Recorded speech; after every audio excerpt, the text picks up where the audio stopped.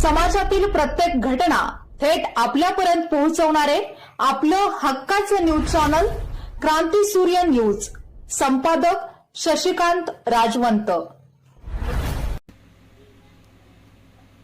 पलूस तालुक्यातील अंकलखोप परिसरात नुकत्याच झालेल्या वादळी वाऱ्यासह गारपीट आणि मुसळधार अवकाळी पावसामुळे शेती पिकांचे मोठ्या प्रमाणात नुकसान झाले आहे. विशेषतः केळी बागा, द्राक्ष बागा तसेच पानमळ्यांना मोठा फटका बसला असून अनेक शेतकऱ्यांची लाखो रुपयांची हानी झाली आहे.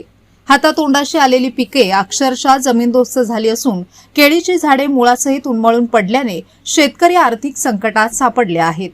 या पार्श्वभूमीवर पलूस कडेगाव विधानसभा मतदारसंघाचे माजी आमदार पृथ्वीराज बाबा देशमुख यांनी अंकलखोप परिसरातील नुकसानग्रस्त शेतीची पाहणी करून शेतकऱ्यांशी संवाद साधला. यावेळी परिसरातील मोठ्या संख्येने शेतकरी उपस्थित होते. यावेळी बोलताना देशमुख यांनी सांगितले की या नैसर्गिक आपत्तीमुळे शेतकऱ्यांचे मोठे नुकसान झाले असून शासनाकडून तातडीने पंचनामे करण्याचे काम सुरू असून शेतकऱ्यांना लवकर मदत मिळावी यासाठी प्रयत्न करणार असल्याचे सांगून देशमुख यांनी नुकसानग्रस्त शेतकऱ्यांना प्रति एकर किमान 2 लाख रुपयांची आर्थिक मदत देण्यात यावी अशी मागणी सरकारकडे करणार असल्याचे सांगितले. तसेच शेतकऱ्यांच्या या गंभीर परिस्थितीची दखल घेत लवकरच सांगली जिल्ह्याचे पालकमंत्री तसेच महाराष्ट्राचे मुख्यमंत्री देवेंद्र फडणवीस यांना निवेदन देण्यात येणार असल्याचेही त्यांनी स्पष्ट केले. दरम्यान सतत बदलणाऱ्या हवामानामुळे शेतकऱ्यांचे मोठे नुकसान होत असून शासनाने दीर्घकालीन उपाययोजना राबवण्याचीही गरज व्यक्त केली जात आहे. शेतकऱ्यांना तातडीची मदत मिळाली नाही तर त्यांच्यासमोरील आर्थिक संकट आणि अधिक गंभीर होण्याची शक्यता व्यक्त केली जात आहे.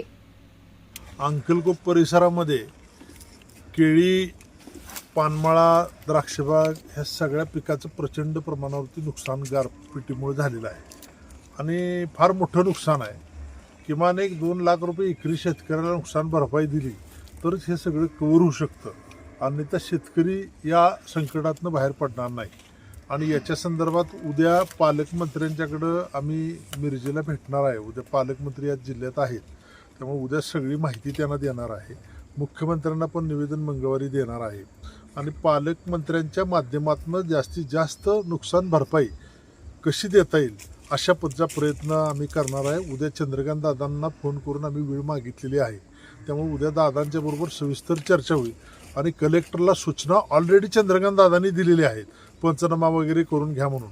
परंतु नुकसान भरपाई किती द्यायची ह्याच्यावर अजून एकमत झालेलं नाही. तर त्या संदर्भात आम्ही उद्या चंद्रकांत दादांच्याकडे सविस्तर बोलणार आहे. उद्या चंद्रकांत दादांच्या बरोबर 11-11:30 वाजता बैठक आहे. त्या बैठकीमध्ये आम्ही चर्चा करून मग आपल्याला सांगतो काय तातडीची मदत होऊ शकते वगैरे.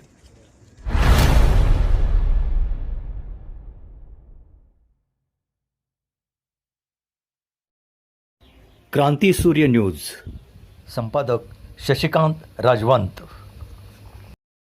सबस्क्राईब करा,